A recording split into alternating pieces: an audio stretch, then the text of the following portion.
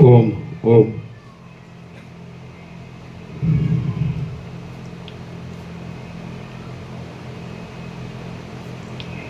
परम चिदाकाश, परम ज्योति, अखंड ज्योति,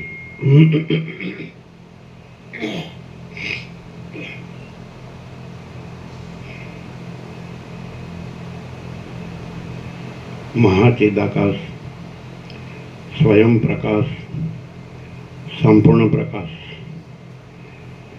पूर्ण ब्रह्म, अनंत तेजगण, अनंत चिदगण, परमाकाश, केवल अनंत शुद्ध तेजगण, परमाकाश, अखिल आत्मा, पूर्ण ब्रह्म, परमात्मा, परम चिदाकाश, परम ज्योति, अखंड ज्योति, अनंत पूर्ण परम चिदाकाश, परम शांति, स्वयं सिद्ध, स्वयं प्रकाश, स्वयं पूर्ण, स्वस्वरूप, यही सब कुछ है, इसके सिवा कुछ नहीं है। शून्यवास, अनंत कोटि, महाकल्पो है ही नहीं। महाचिदाकाश, स्वयं प्रकाश, संपूर्ण प्रकाश, महाचिदाकाश ज्योति, अनंत, अखंड, अभेद, महाचिदाकाश ज्योति, महातत्व, महासामान्य, महाचिदाकाश, स्वसंवेद्य, सहज निर्विकल्प, महाचिदाकाश, परम कैवल्य, परम शांति, परम चिदाकाश, अनंत પૂર્ણ, નિરપેક્ષ, સત, અનંત, સંપૂર્ણ, अपरिधि, निर्भ्रांत, निरपेक्ष। वशिष्ठराम निर्वाण उत्तरार्ध राउंड 43मो राउंड।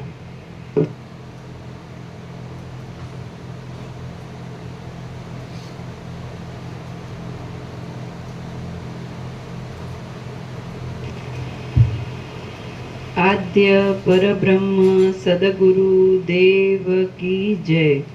ओम श्री परमात्मने नमः। सद्ग्रंथों शिरोमणि श्री योग वासिष्ठ महारामायण निर्वाण प्रकरण उत्तरार्ध पाना नंबर 1402 सर्ग 87 पोताना देहमां विश्वनी कल्पना। आ 87 सर्गमां वशिष्ठजी पोताना देह विषे विश्वनी कल्पना करशे અને પોતાના સ્વયંભૂપણા વિશે પણ વર્ણન કરશે। પાના નંબર 1403 ડાબી બાજુ ઉપરથી 7મી લાઈન। મને જે વડે રસાસ્વાદનો અનુભવ થયો તે જીહ્વા ઇન્દ્રિય છે અને તેનો વિષય રસ કે જે તન્માત્રા રૂપ છે તે પણ મારામાં ઉપર પ્રમાણે ખડા થઈ ગયા। તેમજ વસ્તુતઃ કેવળ ચિદાકાશ રૂપ એવા મારા પ્રાણમાં ગંધ ગ્રહણ કરવાનો સંકલ્પ સ્ફૂરતા નાસિકા ઇન્દ્રિય અને ગંધરૂપ તન્માત્રા એ બંનેનો ઉદય થયો। આવી રીતે જો કે દેહ ઇન્દ્રિય વિષય વગેરેની સંપત્તિ મારામાં દેખાતી હતી છતાં વસ્તુતઃ જોઈએ તો સર્વ કલ્પના માત્ર અને મિથ્યા હતું, તેથી કશું પણ થયું જ ન હતું। ઉપર કયા પ્રમાણે ઇન્દ્રિયો અને તન્માત્રાઓ ખડી થઈ ગઈ અને હું વૃત્તિ દ્વારા તદાકાર થવા લાગ્યો એટલે તરત જ શબ્દ, સ્પર્શ, રૂપ, રસ અને ગંધ એ રૂપી શરીરને ધારણ કરી રહેલા 5 વિષયોના ભોગનો મને બળાત્કારથી અનુભવ થવા લાગ્યો। એ વિષયો મિથ્યાપણાને લીધે નિરાકાર હતા, છતાં માત્ર ભ્રાંતિ વડે જ તે વિષયના રૂપમાં ભાસતા હતા। ઇન્દ્રિયો તથા વિષયો વગેરેના સમૂહમાં અભિમાન બાંધવાથી હું અમુક રૂપે છું એવી જે ભાવના મારામાં ખડી થઈ ગઈ તેને જ તમારા જેવા વિવેકી પુરુષો અહંકાર નામથી કહે છે। એ અહંકાર નિશ્ચય રૂપે ઘાટાપણાને પ્રાપ્ત થાય છે ત્યારે તે બુદ્ધિ નામથી ઓળખાય છે। તે બુદ્ધિ પાછી ઘાટાપણાને પ્રાપ્ત થાય છે એટલે મન નામથી ઓળખાય છે। આમ હું અંતઃકરણ રૂપ બની ગયો અને મારું શરીર આતિવાહિક થઈ ગયું, એટલે કે હું સૂક્ષ્મ શરીરવાળો બની ગયો, પરંતુ ખરી રીતે જોતા મારું સ્વરૂપ શુદ્ધ ચિદાકાશ જ હતું। કેવળ આકાશરૂપ હોવાથી હું પવનના કરતાં પણ શૂન્ય જણાતો હતો અને આકાર રહિત હોવાથી મારામાં કલ્પાયેલા સર્વ ભાવોને હું રોકતો નહોતો। પછી મારા મનની તેવી ભાવનાને લીધે હું ઘણા લાંબા કાળ સુધી સ્વયંભૂના દેહમાં રહ્યો અને મને પ્રતીતિ થઈ કે હું 4 મુખવાળા બ્રહ્માના દેહથી યુક્ત છું। યુક્ત છું અને મને પ્રતીતિ થઈ કે હું 4 મુખવાળા બ્રહ્માના દેહથી યુક્ત છું। પછી જેમ કોઈ શૂન્ય સ્થળમાં સૂતેલો પુરુષ સ્વપ્નમાં ઉડી આકાશમાં ફરતા શબ્દ કરે તેમ એ પ્રતીતિ વડે મેં શબ્દનો ઉચ્ચાર કરવાની પ્રવૃત્તિ કરી।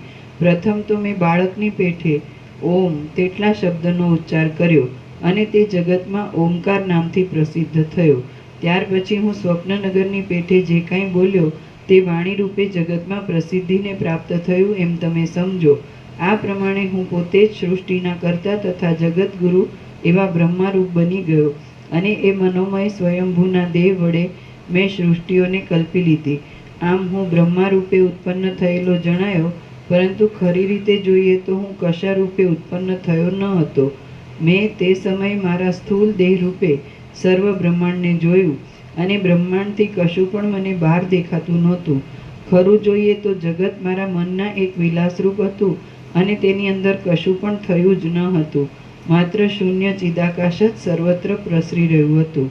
એવી રીતે આ સર્વ સૃષ્ટિ શૂન્ય ચિદાકાશ રૂપ જ છે અને તેની અંદર પૃથ્વી આદિ પદાર્થોનું જરા પણ અસ્તિત્વ નથી જ।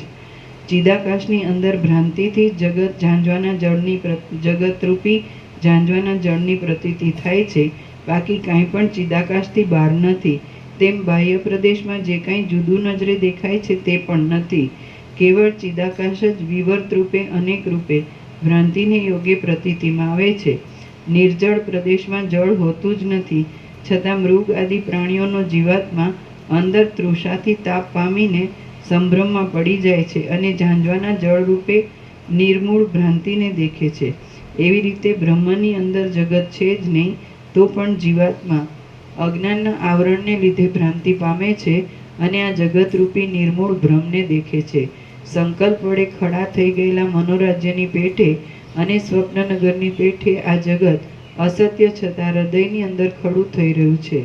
પડખે સૂતેલા મનુષ્યને આવેલું સ્વપ્ન તેના ચિત્તમાં પ્રવેશ કર્યા વિના નહીં જેવું લાગે છે, પણ યોગ આદિ દ્વારા તેના ચિત્તમાં પ્રવેશ કરવામાં આવે તો તે અનુભવમાં આવે છે. તે જ પ્રમાણે અધિષ્ઠાન ચૈતન્યરૂપી શિલામાં રહેલું જગત પણ તેમાં જો પ્રવેશ કરાય તો જ અનુભવમાં આવે છે. બીજી રીતે તે અરીસામાં પ્રતિબિંબ થયેલા પદાર્થના આકારની પેઠે દેખાતું હોય તો પણ અસત્ય જ છે. જો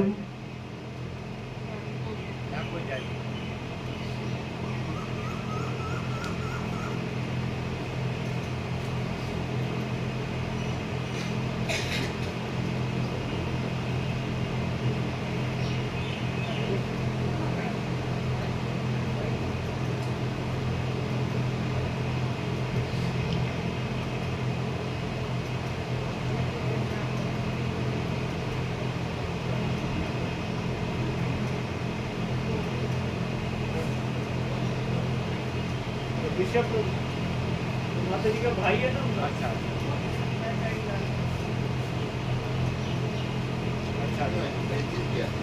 જો આધિભૌતિકપણારૂપી નેત્રથી તેને જોવામાં આવે તો એ જગત વગેરે કશું પણ દેખાતું નથી, એકમાત્ર લોકાલોક પર્વત જ જોવામાં આવે છે. પણ જો એ સૃષ્ટિને જ્ઞાન દ્રષ્ટિ વડે આતિવાહિક દેહથી યોગ દ્વારા જોવામાં આવે છે તો એ સૃષ્ટિ પરમાત્મા રૂપ જ જણાય છે. તત્વદ્રષ્ટિ વડે જોતા સર્વ ઠેકાણે સૃષ્ટિ દેખાતી જ નથી, પરંતુ તેના અધિષ્ઠાન રૂપ બ્રહ્મ જ અનુભવમાં આવે છે. બાકી ચર્મચક્ષુ વડે જોવા જઈએ તો તત્વનો કશો પણ યથાર્થ અનુભવ થતો નથી, પણ ભ્રાંતિ જ નજરે આવે છે. યોગ અને તત્વદ્રષ્ટિવાળી શુદ્ધ બુદ્ધિ જે કાંઈ જોઈ શકે છે તે મહાદેવ 3 નેત્ર વડે કે ઇન્દ્ર સહસ્ત્ર નેત્રો વડે પણ જોઈ શકતા નથી. જેમ આકાશ અનેક સૃષ્ટિઓ વડે વીંટાયેલું છે, તેમ પૃથ્વી પણ અનેક સૃષ્ટિઓ વડે વ્યાપ્ત છે. આવી જ્યારે મને બુદ્ધિ ઉત્પન્ન થઈ ત્યારે હું ધ્યાનપરાયણ થઈ ગયો અને પૃથ્વીની ધારણા વડે યુક્ત થઈ ગયો. જેમ કોઈ ચક્રવર્તી રાજા પોતાના દેહમાંથી અહંકારને નહીં છોડતા આખા ભૂમંડળમાં મમતાને ધારણ કરે છે, તેમ ચિદાકાશ રૂપ મેં બ્રહ્મમાંથી અહંભાવને ન છોડતા પૃથ્વીની ધારણા બાંધી અને અહંકારને જોડી દઈને પૃથ્વીના રૂપને ધારણ કર્યું. આમ પૃથ્વીની ધારણા કરીને મેં પૃથ્વીના અભિમાની જીવની અંદર પ્રવેશ કર્યો. એટલે દ્વીપ, પર્વત, તૃણ, વૃક્ષ આદિ દેહવાળો હું છું એમ મને અનુભવ થયો. પછી હું પૃથ્વીરૂપ થઈ ગયો. એ પૃથ્વી નાના પ્રકારના વનોરૂપી રૂંવાટાવાળી હતી. તે જુદી જુદી જાતના રત્નોની પંક્તિઓથી વીંટાયેલી હતી અને તે જુદા જુદા નગરોરૂપી આભૂષણને ધારણ કરી રહી હતી. તે ગામડા અને ગુફાઓરૂપી પર્વતોથી ભરેલી હતી. પાતાળરૂપી ઊંડા પેટ વડે મહાભયંકર હતી અને કુલાચલ રૂપી દ્વીપો તથા હાથમાં પહેરેલા પર્વતોરૂપી કંકણો વડે સુશોભિત હતી. તે ઘાસના સમૂહરૂપી ઝીણા રૂંવાટા વડે યુક્ત હતી. પર્વતો તથા ખંડોરૂપી ગાંઠોને ધારણ કરી રહી હતી અને દિગ્ગજોના અનેક મસ્તકોને તથા શેષનાગના હજારો મસ્તકોને ધારણ કરી રહી હતી.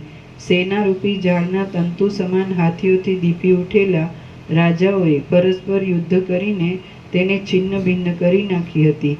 તેનું અંગ બીજા પ્રાણીઓના ઉપભોગમાં આવતું હતું અને તે વ્યવસ્થાથી વૃદ્ધિ પામતી હતી. તે હિમાલય અને વિંધ્યાચળ રૂપી સુંદર કંદરાને ધારણ કરી રહી હતી અને તેના શરીર ઉપર ગંગા આદિ નદીઓના પૂર મુક્તાહારની જેમ ઝગમગી રહ્યા હતા.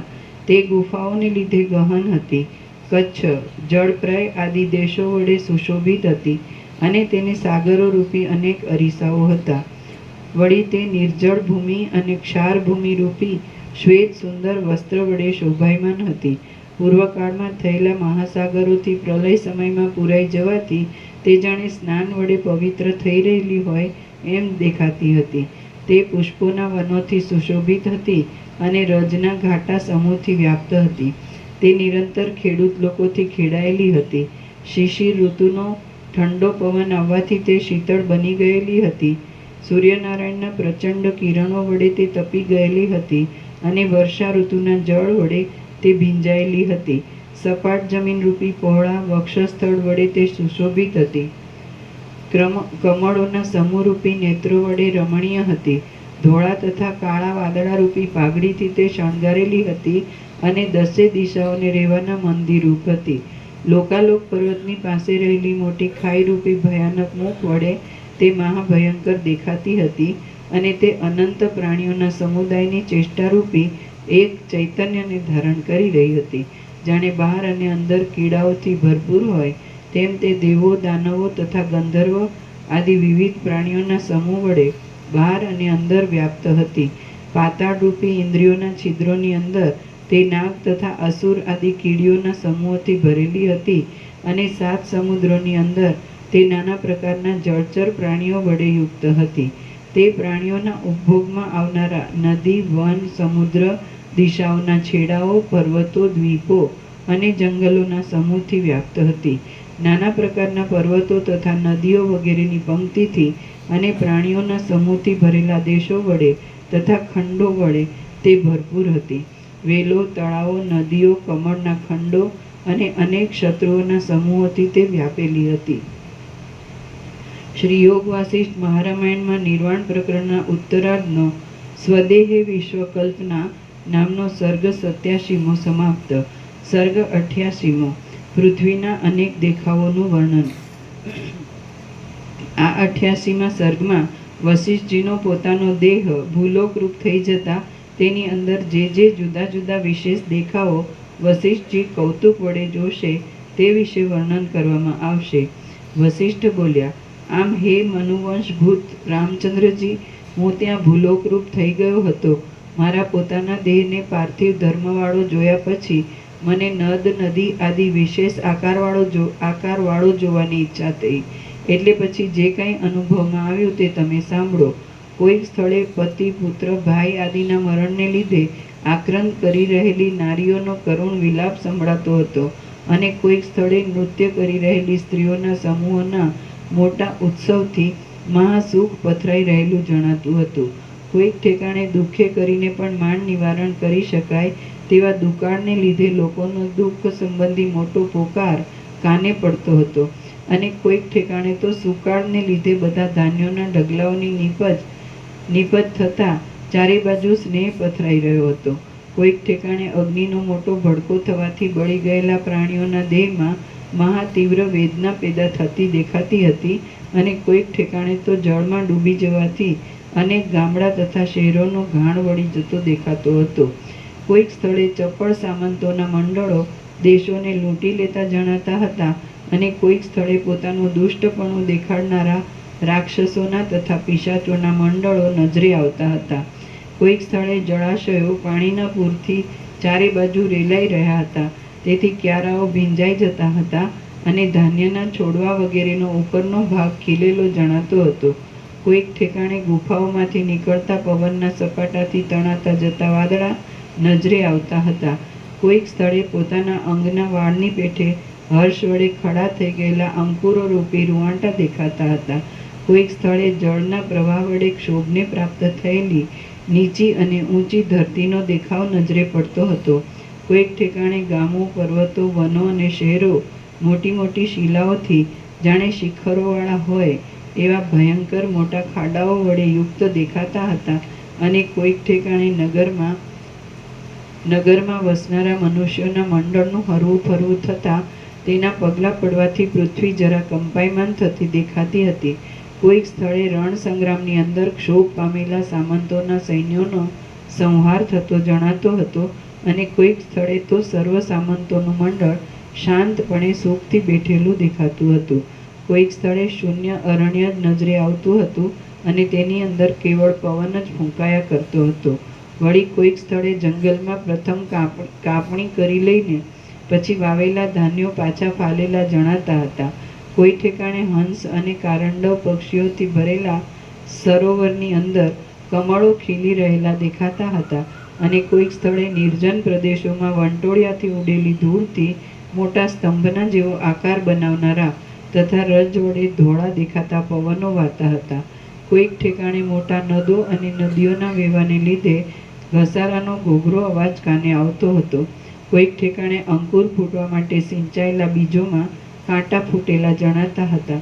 કોઈક સ્થળે શિલાઓના છિદ્રોમાંથી કષ્ટથી પડી રહેલા કીડીઓના મોટા મોઢા જરા જરા ફરકતા હતા.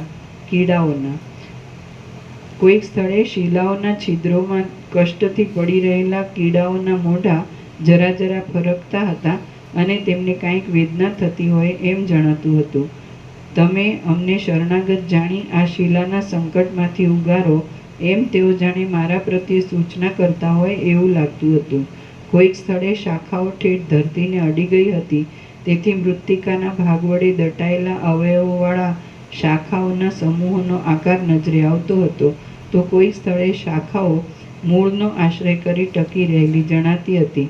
કોઈક સ્થળે પર્વતોની શિલાની પેઠે ઘાટા થઈ રહેલા વૃક્ષો એકબીજા સાથે મળી ગયા હતા, તેથી તેમણે દિશાઓના તટોના ભાગોને અવકાશ વગરના કરી દીધા હતા. તેઓ પરસ્પર ઘટ્ટપણે જોડાઈ ગયા હતા, તેથી જાણે સમુદ્રોના તરંગો વડે બધું વીંટાઈ ગયેલું હોય એવો ભાવ જણાતો હતો. કોઈક ઠેકાણે વૃક્ષોની ઘાટી ઘટા હતી, તેમાં પોતે પહોંચી શકતા નહોતા, તેથી સૂર્યકિરણો જાણે ક્રોધ પામ્યા હતા અને તેમણે રસ ખેંચી લીધો હતો. આમ પાંદડા સુકાઈને સંકોચાઈ ગયા હતા. આથી કરીને વનના ઘાટા અવયવો જ જાણે પીડિત થઈ જઈ સંકુચિત થઈ ગયા હોય એમ દેખાતું હતું. કોઈક સ્થળે પર્વતોના શિખરોમાં રહેનારા હાથીઓના દંતશૂળના પ્રહારરૂપી વજ્રો વૃક્ષોના દ્રઢતાથી સ્થિર રહેલા મજબૂત અવયવો ઉપર ઘણા વેગથી પડતા હતા.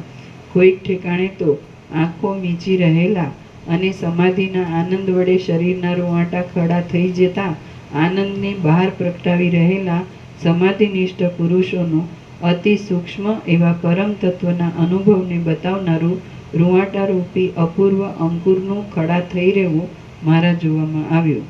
કોઈક ઠેકાણે તો આંખો મીચી રહેલા અને સમાધિના આનંદ વડે શરીરના રૂંવાટા ખડા થઈ જતા આનંદને બહાર પ્રગટાવી રહેલા સમાધિનિષ્ઠ પુરુષોનું અતિ સૂક્ષ્મ એવા પરમ તત્વના અનુભવને બતાવનારું રૂંવાટારૂપી અપૂર્વ અંકુરનું ખડા થઈ રહેવું મારા જોવામાં આવ્યું. કોઈક ઠેકાણે ધરતી માખીઓ તથા લીખોના સમૂહોના અને મચ્છરાના નિવાસરૂપ મલિન વસ્ત્રોના જેવી મેલી હતી. કોઈક સ્થળે નાની ભીંતો આડે આવવાથી અને ભમરાના ડંખથી હાથીઓ કોપી ઉઠતા હતા અને પોતાના દંતશૂળથી લીલા વડે હળની પેઠે પર્વતોના શિખરોને ખોદી નાખતા હતા. કોઈક સ્થળે ટાઢથી ફાટેલા અંગવાળા પ્રાણીઓની જર્જર થઈ રહેલી ત્વચામાં જાણે ચારે બાજુ શીત વ્યાપ્ત થઈ રહ્યું હોય તેમ પથરાઈ રહ્યું હતું અને એ શીતને લીધે પાણી પણ પથરાના જેવું જામી ગયું હતું. કોઈક ઠેકાણે પ્રચંડ પવન જ ફૂંકાયા કરતો હતો. કોઈક સ્થળે પ્રાણીઓના ચીરાઈ ગયેલા કોમળ અંગોમાં કીડાઓનો સમૂહ ખદબદ થતો દેખાતો હતો. કોઈક ઠેકાણે વૃક્ષોના થડ આદિ અંગો ઉત્પન્ન થતા દેખાતા હતા અને ક્યાંક તેનું મૂળ જ નજરે પડતું હતું. વળી કોઈક ઠેકાણે પ્રાણીઓ જળમાં સ્નાન કરતા દેખાતા હતા. કોઈક સ્થળે ધીરે ધીરે બીજની અંદર દાખલ થનારા જળ વડે આનંદ ઉપજાવનારી અને બહાર ફૂટેલા તથા નમી રહેલા અંકુરોરૂપી અનેક રૂંવાટા વડે ધરતીને સુશોભિત કરનારી જળની વૃષ્ટિ થતી દેખાતી હતી. મંદ મંદ શીતળ પવનથી કંપિત થયેલી કોમળ કમલિનીના પત્રોરૂપી બિછાના વડે તળાવો મારા અંગને વિશ્રામ આપતા હતા અને જાણે મને અતિશય આનંદ ઉપજાવતા હોય તેમ લાગતું હતું. શ્રી યોગ વાસિષ્ઠ મહારામાયણમાં નિર્વાણ પ્રકરણના ઉત્તરાર્ધનો ભૂમંડલ ગત વિશેષ વર્ણન નામનો સર્ગ 88મો સમાપ્ત. સર્ગ 89મો. દ્રશ્ય પદાર્થો મનોમય જ છે. આ 89મા સર્ગમાં વસિષ્ઠજીએ ધારણા બાંધી જોયેલું આ ભૂમંડળ અને સર્વ જગત ચિદાકાશની અંદર મનોમાત્ર રૂપે જ ભાસ્યા કરે છે તે વિશે વર્ણન કરવામાં આવશે. રામ બોલ્યા, તમે કૌતુકને લીધે પોતાના આત્મામાં જ જગતને જોવાને પ્રવૃત્ત થઈ રહ્યા હતા, તો તમે તે પૃથ્વી સંબંધી ધારણા બાંધી આ દ્રશ્ય અને જડ એવા પાષાણ આદિ ભૂલોક રૂપ થઈ ગયા હતા કે કે મનોરાજ્યના જેવા સ્વપ્નતુલ્ય ભૂલોકરૂપ થઈ રહ્યા હતા. વશિષ્ઠ બોલ્યા, કાલ્પનિક દ્રષ્ટિથી જોતા હું જે ભૂલોક પૃથ્વીરૂપ બની ગયો હતો તે જડ પાષાણમય આ પૃથ્વી જ હતી. તે માત્ર મનનો જ એક વિલાસ હોવાથી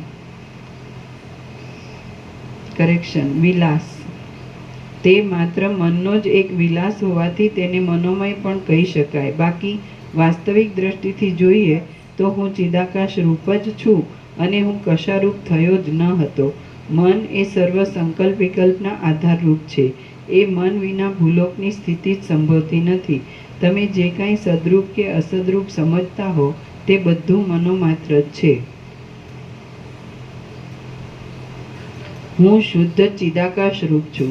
મારા એ ચિન્મય સ્વરૂપમાં જે કાંઈ સ્ફુરણ ઉઠે છે તેને સંકલ્પ નામથી કહેવામાં આવે છે. તે જ મનરૂપ, પૃથ્વીરૂપ, જગતરૂપ અને બ્રહ્મારૂપ છે. સંકલ્પ સંબંધી મનોમય નગરની પેઠે ચિદાકાશની અંદર મન જ આવા અનેક પ્રકારે પ્રસરી રહેલું છે અને તે મન વસ્તુતઃ ચિદાકાશ રૂપ છે. એવી રીતે તે સર્વ મનોમાત્ર કે સંકલ્પ માત્ર જ હતું, પણ મારી ધારણાના અભ્યાસના બળે તે આ સ્થૂલ જડ ભૂમંડળ પૃથ્વી રૂપે પ્રતીતિમાં આવતું હતું. બાકી તત્વદ્રષ્ટિથી તપાસતા દ્રશ્ય તથા જડ પાષાણ આદિ એવો તે ભૂલોક મનોમય જ હતો અને તે ચિદાકાશનો જ એક વિવર્ત હતો. તેમાં જડ ભાવ હતો જ નહીં, પણ ચિદાકાશ જ તેવા આકારે દેખાતું હતું. એ ભૂમંડળ વસ્તુતઃ ચિદાકાશ રૂપ હતું, છતાં ધારણાના બળથી તે ઘણા લાંબા કાળ સુધી તેવા સ્થૂલ રૂપે જણાતું હતું. તે અમુક આકારવાળું છે એમ પ્રત્યક્ષ પ્રતીતિમાં આવ્યા પછી તેનું મનોમયપણું જતું રહ્યું હતું. જેમ ચિરકાળની ભાવનાથી આકાશમાં નીલ, પીત આદિ રંગની પ્રતીતિ થાય છે, તેમ ઘણા કાળની લાંબી ભાવનાને લીધે આ સ્થિર, કઠિન અને વિસ્તારવાળો ભૂલોક છે એવી બુદ્ધિ પેદા થઈ હતી. ઘડા, કોડિયા વગેરે નામ માત્ર વાણીથી બોલવા માત્ર છે, બાકી વસ્તુતઃ માટી જ સત્ય છે. એ ન્યાયે આ આપણી નજરે દેખાતું જગત પણ મનોમય જગતની પેઠે જ સ્થિર થઈ રહ્યું દેખાય છે, પણ વસ્તુતઃ તે છે જ નહીં. આદિ સૃષ્ટિના પણ એક કારણરૂપ એ ચિદાકાશ જ આ સર્વ આકારે વિવર્ત રૂપે પ્રસરી રહેલું છે. જેમ સ્વપ્નમાં ચિદાત્મા ચિદાકાશની અંદર નગરના આકારે થઈ રહેલા ભાસે છે, તેમ સૃષ્ટિના આદિકાળમાં ચૈતન્ય જ આ જગતના આકારે થઈ રહેલું ભાસે છે. પૃથ્વી આદિ ત્રણેય લોક દ્રશ્ય રૂપે પ્રતીતિમાં આવે છે તે સર્વ સદાકાળ ચિદાત્મારૂપી બાળકનું એક મનોરાજ્ય છે એમ તમે સમજો. સંકલ્પ ચિદ્રૂપ આત્માથી જુદો નથી અને જગત પણ તન્મય છે. વસ્તુતઃ જોઈએ તો એ જગત સત્યરૂપ નથી, સ્થૂલ આકારવાળું નથી, તેમ પ્રકાશમય પણ નથી. ચિદાકાશનું વાસ્તવ સ્વરૂપ ન ઓળખાયાથી આ દ્રશ્ય પ્રતીતિમાં આવે છે અને ચિદાકાશનું વાસ્તવ સ્વરૂપ ઓળખાઈ જાય તો દ્રશ્ય છે જ નહીં. જો દ્રશ્યનું વાસ્તવ સ્વરૂપ ઓળખવામાં આવે તો જે પરમ તત્વ વિશે તમે ઘણા વખતથી મારો ઉપદેશ શ્રવણ કરો છો તે તત્વરૂપ જ દ્રશ્ય છે. સર્વ શાન ચિન્માત્ર રૂપ જ છે અને તે પોતે પોતાના સ્વરૂપમાં જ અનેક આકારે વિવર્ત ભાવને પ્રાપ્ત થાય છે. ભૂમંડળ રૂપ પણ તે જ છે અને દ્રશ્ય રૂપ પણ તે જ છે, છતાં વસ્તુતઃ જોતા તે દ્વિત્વ એકત્વ આદિ ભાવથી રહિત છે. સ્ફટિક, વૈડૂર્ય આદિ મણિ સ્વભાવથી ધોળા, પીળા આદિ વર્ણને પોતામાં ધારણ કરતા નથી, છતાં પાસે રહેલા પદાર્થના પ્રતિબિંબને લીધે તેઓ તેવા તેવા રંગને ધારણ કરી રહેલા દેખાય છે. તે જ પ્રમાણે ચિદાકાશ વસ્તુતઃ જગતને ઉત્પન્ન કરતું નથી, છતાં માયાના યોગે જાણે તે ઉત્પન્ન કરતું હોય એમ દેખાય છે. ચિદાકાશ પોતાના ચિત્ત સ્વરૂપને કદી પણ છોડતું નથી અને વસ્તુતઃ કશું પણ કરતું નથી. ચિદાકાશ પોતાના ચિત્ત સ્વરૂપને કદી પણ છોડતું નથી અને વસ્તુતઃ કશું પણ કરતું નથી. તેથી આ ભૂતળ મનોમય રૂપે, દ્રશ્ય રૂપે કોઈ પણ પ્રકારે છે જ નહીં. જેમ આકાશ પોતે સ્થૂલ ભાવથી રહિત હોવા છતાં ભ્રાંતિ વડે અનેક નીલ, પીત આદિ વર્ણોના આશ્રયરૂપ દેખાય છે, તેમ સર્વત્ર ભરપૂર એવું ચિદાકાશ પોતે જાણે પૃથ્વીલોકરૂપ થઈ રહ્યું હોય એમ ભ્રાંતિથી દેખાય છે. ચિદાકાશનું પોતાનું સ્વરૂપ જ યથાસ્થિતપણે રહ્યું છે, છતાં તે પોતાના શુદ્ધ ભાવને ઢાંકી દઈને જાણે ભૂમંડળ રૂપ, પૃથ્વીરૂપ થઈ રહેલું હોય એવી પ્રતીતિ થાય છે. જેમ સ્વપ્નનગર તમારો પોતાનો જ એક વિવર્ત છે, તેમ આ દ્રશ્ય જગત અને મનોમય જગત એ બંને મહાચૈતન્યનો જ એક વિવર્ત છે. આ દ્રશ્ય જગત ચિદાકાશ રૂપ છે અને ધારણા વડે ખડું થઈ રહેલું મનોમય જગત પણ ચિદાકાશ રૂપ છે. પોતાનું ખરું સ્વરૂપ ન ઓળખવાથી તે અજ્ઞાનને લીધે દેખાય છે, પણ જ્ઞાન થતાં આ દ્રશ્ય જગત કે મનોમય જગત એ કશું પણ કોઈ ઠેકાણે પ્રતીતિમાં આવતું જ નથી. ત્રણેય કાળમાં થનારા ત્રૈલોક્યમાં અનેક પ્રાણીઓની પ્રતીતિ એ એક સ્વપ્નના જેવી ભ્રાંતિ જ છે અને તેની સ્થિતિ મનોરાજ્યની દશાના જેવી છે. હે પ્રિય રામચંદ્રજી, સત્તા સામાન્ય સર્વના અધિષ્ઠાન રૂપ છે અને તે જ ભૂત ભવિષ્ય તથા વર્તમાનના સર્વ જગતો રૂપ થઈ રહેલ છે. આથી સત્તા સામાન્ય રૂપ એવા મેં ધારણાના બળ વડે તે સર્વ જગતો અને તેની અંદરના સર્વ પદાર્થો નિશેષપણે દીઠા અને સાક્ષીપણાથી તેનો અનુભવ કર્યો. હે પ્રિય રામચંદ્રજી, એ ચૈતન્ય માત્ર જરા મરણ આદિ વિકારોથી રહિત છે. તે પરમ આત્મતત્વ પોતાના શુદ્ધ સ્વરૂપને છોડ્યા વિના સર્વ જગતને પોતાની અંદર યથાસ્થિતપણે ધારણ કરી રહેલું છે. આથી ભેદની પ્રતીતિ થાય છે, બાકી તેને તેના ખરેખરા તત્વજ્ઞાન વડે ઓળખવામાં આવે તો તે કશાને પણ ધારણ કરતું નથી. શ્રી યોગ વાસિષ્ઠ મહારામાયણમાં નિર્વાણ પ્રકરણના ઉત્તરાર્ધનો દ્રશ્ય મનોમાત્રત્વ પ્રતિપાદન નામનો સર્ગ 89મો સમાપ્ત. સર્ગ 90મો. પૃથ્વી પર અનંત જગતનું તથા જળની ધારણાથી જળનું દર્શન. આ 90મા સર્ગમાં વશિષ્ઠજીને પૃથ્વીમાં અનંત જગતો દેખાવા વિશે વર્ણન કરવામાં આવશે અને જળની ધારણા વડે પ્રથમ પ્રમાણે જળ દેખાવા વિશે પણ વર્ણન કરવામાં આવશે. રામ બોલ્યા પછી, હે મહારાજ, તમે ધારણાના યોગે જોયેલા ભૂમંડળોની અંદર કોઈ ઠેકાણે બીજા જગત તમારા જોવામાં આવ્યા હતા કે કેમ તે કહો. વશિષ્ઠ બોલ્યા, હું પૃથ્વીની ધારણા બાંધવાથી જાગ્રત અવસ્થા સંબંધી અને સ્વપ્નાવસ્થા સંબંધી અનેક પૃથ્વીરૂપ થઈ રહ્યો હતો. મેં પૃથ્વીના તે ભાગોમાં સાક્ષી દ્રષ્ટિથી જોયું અને મન વડે વિચારી અનુભવ કર્યો તો પ્રથમ પ્રમાણે જ સર્વ ઠેકાણે જગતનો સમૂહ રહેલો મારા જોવામાં આવ્યો. એ સર્વ દ્રશ્ય રૂપે અને દ્વૈત રૂપે દેખાતું હતું, છતાં વસ્તુતઃ જોતા તે શાંત પરબ્રહ્મ રૂપ જ હતું. જો વ્યાવહારિક દ્રષ્ટિથી જોઈએ તો સર્વ ઠેકાણે જગતો રહેલા છે અને તાત્વિક દ્રષ્ટિએ જોઈએ તો સર્વ ઠેકાણે બ્રહ્મ જ રહેલ છે. એ બ્રહ્મ સર્વરૂપ છે, શૂન્ય રૂપ છે, પરમ શાંત રૂપ છે અને સર્વ સૃષ્ટિ વડે યુક્ત પણ છે. સર્વ ઠેકાણે પૃથ્વી આદિ સ્થૂળ સૃષ્ટિ રહેલી છે, પણ વસ્તુતઃ જોતા નહીં ઉત્પન્ન થયા છતાં ઉત્પન્ન થયેલું દેખાતું સ્વપ્નનગર જેમ ચિદાકાશ રૂપ છે, તેમ એ સર્વ ચિદાકાશ રૂપ જ છે. અહીં નાનાપણું કે તેનો અભાવ એ બેમાંથી એકેય નથી, તેમજ કશાનું અસ્તિત્વ, ભાવ કે નાસ્તિત્વ અભાવ પણ નથી. જ્યાં હું એવો અભિમાનના આશ્રયરૂપ અહંકાર પણ નથી, ત્યાં પછી બીજું તો શું જ હોય. જો કે હું એવો અહંકાર અનુભવમાં આવે છે, છતાં ખરું જોતા તે છે જ નહીં. જો કદાચિત કાંઈ છે તો તે જન્મ જરા આદિથી રહિત નિર્વિકાર પરબ્રહ્મ રૂપ છે. સૃષ્ટિના આદિકાળમાં એક ચિદાકાશ જ સર્વત્ર ભરપૂર હતું અને એ જ ચિદાકાશની અંદર દેખાતી આ સૃષ્ટિ પણ એક સ્વપ્નનગરના જેવી પ્રાતિભાસિક છે. તો પછી તેમાં પદાર્થોનું અસ્તિત્વ કે નાસ્તિત્વ, ભાવ કે અભાવ એ બે શી રીતે રહી શકે અને કેવા હોય? જેવી રીતે ધારણા વડે પૃથ્વીરૂપ બની જઈ મેં એ અનેક જગતોનો અનુભવ કર્યો, તે જ પ્રમાણે મેં ધારણા વડે જળરૂપ થઈને તેમાં પણ બધુંય રહેલું દીઠું. ચેતનરૂપ જળની ધારણા વડે મેં જળ ભાવવાળા જળનો ભાવ સ્વીકારી લીધો હતો અને સમુદ્રમાં મંદિરોની અંદર ઘણા લાંબા કાળ સુધી જળના જેવો જ અવ્યક્ત શબ્દ ધારણ કર્યો હતો. જેમ તમારા અંગમાં જૂ, લીક વગેરે અલક્ષિત રીતે રહે છે, તેમ ધારણા વડે જળરૂપ બની ગયેલા મેં તૃણ, વૃક્ષ, લતા, ઝાડી અને વેલોના સ્તંભોની અંદરની નાડીઓમાં મૃદુતાથી અલક્ષિત રીતે ન જણાય તેમ દ્રઢપણે આરોહણ કર્યું હતું. કાનનો કીડો જેમ પોતાની મંદ ગતિથી ન જણાય તેમ કાનમાં પેસી જાય છે, તેમ હું જળરૂપ સ્તંભોમાં પેસી ગયો હતો. આમ મેં એ તૃણ આદિના સ્તંભોની પેઠે ઉર્ધ્વ સ્થિતિ સંપાદન કરી હતી અને તે સ્તંભોમાં છેદ પડતા કંકણના જેવો ગોળ આકાર દેખાતો હતો.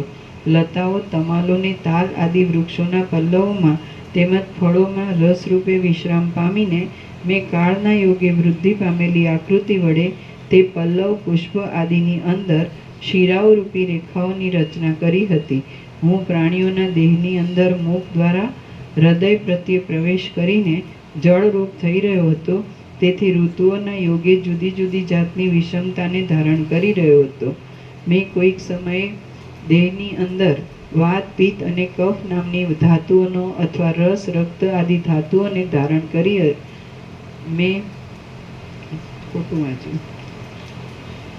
મેં કોઈક સમયે દેહની અંદર વાત, પિત્ત અને કફ નામની ધાતુઓને અથવા રસ, રક્ત આદિ ધાતુઓને ધારણ કરી રાખી હતી. કોઈક સમયે મેં તેને જુદી પાડી હતી, કોઈક સમયે જઠરાગ્નિ વડે તેમને પચાવી હતી અને કેટલીકને ખંડિત પણ કરી દીધી હતી.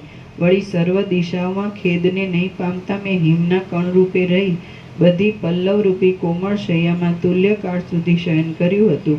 જળરૂપે નદીઓના નિવાસરૂપ નાના પ્રકારના ધરાઓમાં વાસ કરતો હતો અને અહર્નિશ પ્રવાહ વહેવાથી વયા કરતો હતો.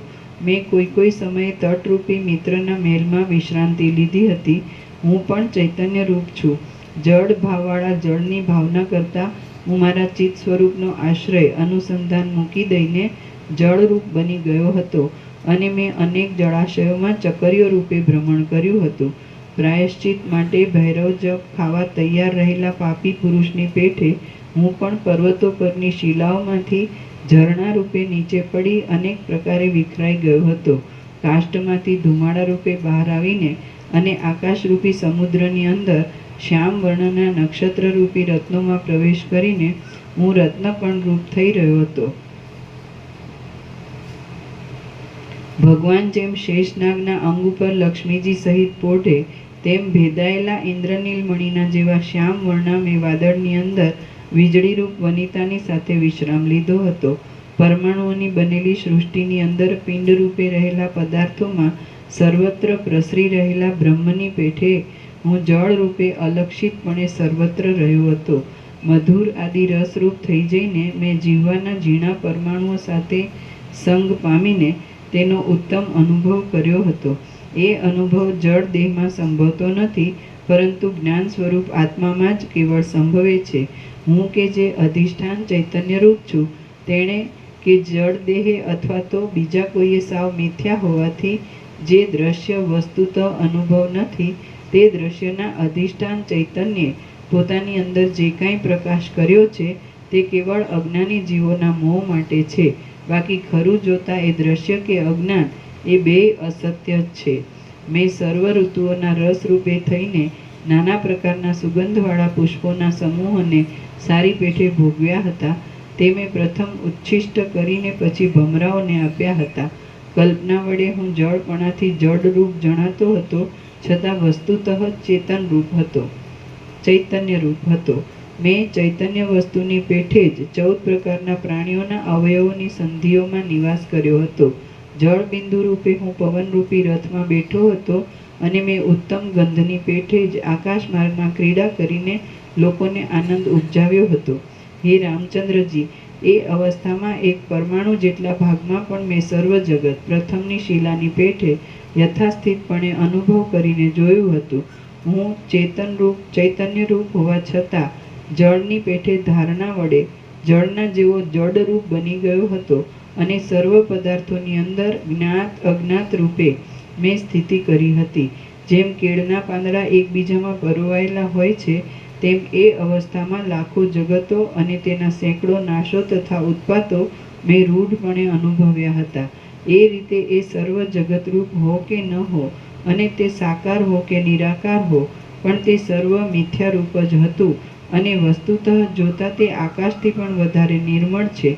તમે આ દ્રશ્યમાંથી કશારૂપ નથી, તેમ આ દ્રશ્ય પણ કાંઈ છે જ નહીં. પરમ શુદ્ધ બોધ જ અધિષ્ઠાન ચૈતન્ય જ આ સર્વરૂપ ભાસે છે. એ બોધ દ્રશ્ય રૂપે પણ નથી, તેમ શૂન્ય રૂપ પણ નથી. તે તો ચિદાકાશ રૂપ જ છે અને તે જ તમે પોતે છો. માટે તમે સર્વદ્વૈતનો બાદ કરીને સદા આનંદિત થઈ રહો. શ્રી યોગ વાસિષ્ઠ મહારામાયણમાં નિર્વાણ પ્રકરણના ઉત્તરાર્ધનો જલ જગત વર્ણન નામનો સર્ગ 90મો સમાપ્ત. સર્ગ 91મો. તેજની ધારણાથી તેજરૂપ થતા સૂર્ય, ચંદ્ર આદિ ચમત્કારોનો દેખાવ.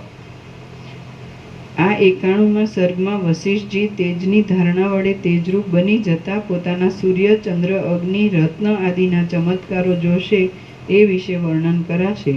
વશિષ્ઠ બોલ્યા, પછી વૃદ્ધિ પામેલી એવી પ્રકાશમય તેજની ધારણા વડે હું તેજરૂપ બની ગયો. તે તેજ ચંદ્ર, સૂર્ય, તારાને અગ્નિ આદિ અનેક વિચિત્ર અવયવો વડે યુક્ત હતું.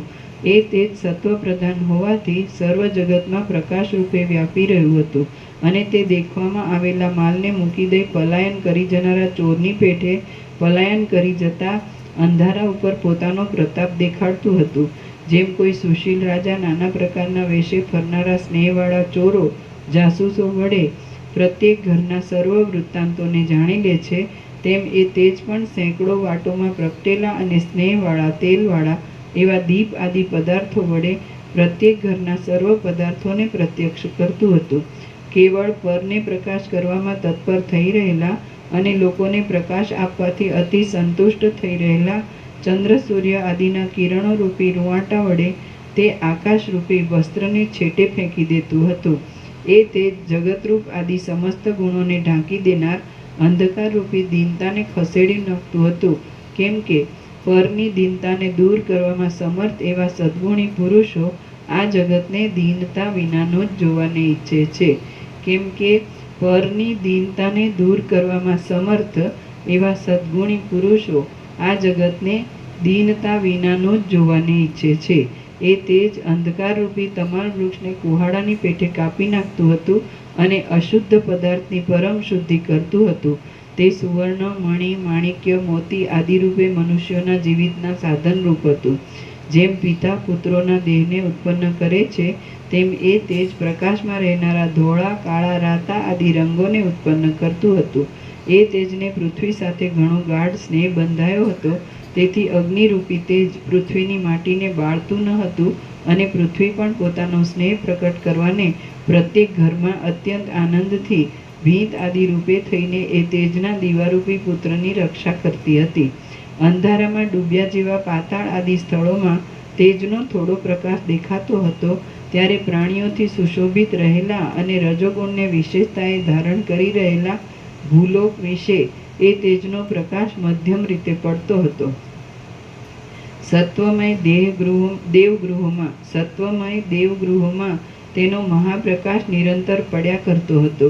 એ તેજ જગતરૂપી જૂની કોટડીમાં દીવાના જેવો પ્રકાશ આપતું હતું અને જળ તથા અંધકારને ગળી જવામાં તે એક મોટા કૂવાના જેવું હતું.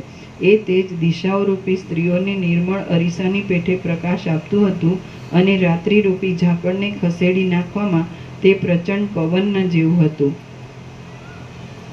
ચંદ્ર, સૂર્ય અને અગ્નિનું તો તે સર્વસ્વ જ હતું અને આકાશને જાણે કુમકુમનો લેપ કર્યો હોય એવો તેનો દેખાવ હતો.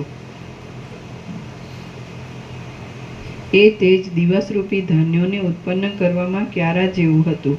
અંધકારથી ઢંકાઈ રહેલા રૂપોને તે પ્રકાશ આપી બહુ જ અનુગ્રહ કરતું હતું. આકાશરૂપ મહાવિશાળ કાચના વાસણને ધોવા સારું તો જાણે તે જળરૂપ જ હોય એમ દેખાતું હતું. પદાર્થોને સત્તા આપવાથી અને પ્રકાશ આપવાથી તે તેજ પરમાર્થ દ્રષ્ટિએ સત્ય એવા અધિષ્ઠાન ચૈતન્યનો જાણે નાનો ભાઈ હોય એમ દેખાતું હતું. જેમ રૂપાનું જ્ઞાન અને માનસિક સંકલ્પ વિકલ્પ આદિ ચિદાત્માનો જ એક ચમત્કાર છે, તેમ તે તેજ ચિદાત્મા પ્રકાશે તે પ્રમાણે અંધકારને દૂર કરવામાં પોતાનો ચમત્કાર દેખાડતું હતું. વળી તે ક્રિયારૂપી કમલિનીને સૂર્યની પેઠે પ્રકાશ કરતું હતું અને પૃથ્વીમાં રહેલા જીવોના જીવિતનો તે મોટો આધાર હતું. એ તેજ બ્રહ્માંડ રૂપી મોટી ખાઈમાં રહેલા એક મહાસાગર જેવું જણાતું હતું અને એની અંદર આકાશમાં રહેલા અસંખ્ય નક્ષત્રો રૂપી મણિઓ શોભી રહ્યા હતા. દિવસો, ઋતુઓ અને વર્ષોરૂપી મહાપ્રદીપ વડવાગ્નિ આદિથી ક્ષોભ પામવાને લીધે તેની અંદર જાણે ફીણના પરપોટા ઉઠતા હોય એવું લાગતું હતું. એ તેજરૂપી મહાસાગર પોતે જળ વિનાનો હતો, છતાં પોતાના ચંદ્ર, સૂર્ય આદિ તરંગોમાં ફેલાઈ ગયેલ રજ વડે જાણે કાદવવાળો હોય એવો જણાતો હતો. વળી જાણે તેનો નિરંતર ક્ષય જ ન થતો હોય એમ લાગતું હતું. હું તેજરૂપ થઈ જઈ સુવર્ણ આદિ ધાતુઓમાં સુવર્ણપણારૂપ થઈ ગયો. મનુષ્ય આદિ પ્રાણીઓમાં પરાક્રમ આદિ રૂપે થઈ રહ્યો. રત્ન આદિમાં તેની અંદર રહેનારી અપૂર્વ કાંતિ રૂપે થઈ રહ્યો અને વર્ષા આદિમાં વીજળી રૂપ થઈ ગયો. હું મુખના જેવા કાંતિમાન ચંદ્રબિંબમાં ચાંદની રૂપ થઈ ગયો અને પાંપણવાળા નેત્રોરૂપી ચિહ્નને ધારણ કરી રહેલા મનુષ્યોના મુખોરૂપી ચંદ્રબિંબમાં ચાંદનીના જેવી તેમજ સ્નેહરૂપી અમૃતના પૂરને સ્ત્રાવતી હાસ્ય તથા સ્નેહથી મિશ્ર એવી જે કાંઈ કાંતિ રહી છે તે રૂપ હું થઈ ગયો.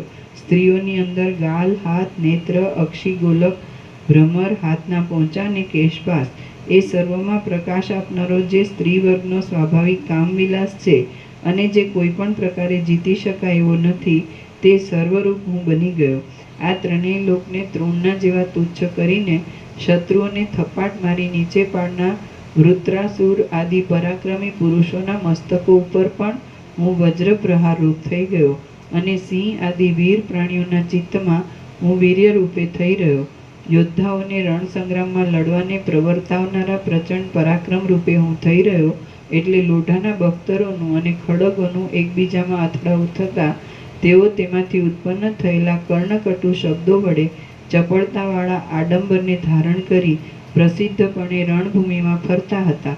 દેવતાઓમાં હું દૈત્ય શત્રુપણાના ભાવથી રહ્યો હતો અને દૈત્યોમાં દેવ શત્રુપણાના ભાવથી મેં સ્થિતિ કરી હતી. સર્વ પ્રાણી માત્રમાં હું બળ રૂપે રહ્યો હતો અને વૃક્ષ આદિ સ્થાવરમાં હું સ્થિરતા રૂપે રહ્યો હતો. પછી હે કમળના જેવા સુંદર નેત્રવાળા રામચંદ્રજી જેમ નિર્જળ ભૂમિ ઝાંઝવાના જળરૂપ બની જાય છે તેમ પોતાની ધારણા વડે કલ્પી લીધેલા જગતરૂપી આકાશની અંદર હું સૂર્યરૂપ બની ગયો અને મેં સૂર્યપણાનો અનુભવ કર્યો. દસે દિશાઓના અંતમાં મેં મારા કિરણ સમૂહોને ફેલાવી દીધા અને એમ મેં પર્વતરૂપી અવયવને ધારણ કરનાર જગતરૂપી પક્ષીને ગ્રહણ કરી રહેલા તેમજ ગામડાના જેવા બહુ જ નાના દેખાતા ભૂતકાળને ધારણ કરી રાખ્યું. આ પ્રમાણે મેં સૂર્યપણાનો અનુભવ કર્યો. મારું એ સૂર્યપણું ચંદ્રના પ્રકાશને ઈચ્છનારા કમળોની કળીઓને બંધ કરવામાં એક ચંદ્રના જેવું હતું અને અંધકારરૂપી સમુદ્રને શોષવામાં વડવાનલ જેવું હતું. બ્રહ્માંડરૂપી ઘરમાં તે દીવાની પેઠે પ્રકાશ આપતું હતું અને દિવસરૂપી ફળોની પંક્તિને ઉત્પન્ન કરવામાં તે વૃક્ષના જેવું હતું. એ સૂર્યપણાનો અનુભવ કર્યા પછી મેં ચંદ્રપણાનો અનુભવ કર્યો.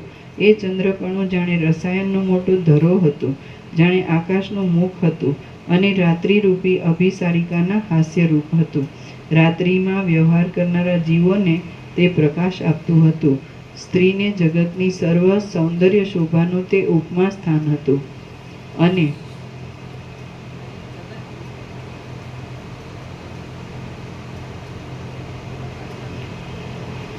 રાત્રિમાં વ્યવહાર કરનારા જીવોને તે પ્રકાશ આપતું હતું અને જગતની સર્વ સૌંદર્ય શોભાનું તે ઉપમા સ્થાન હતું.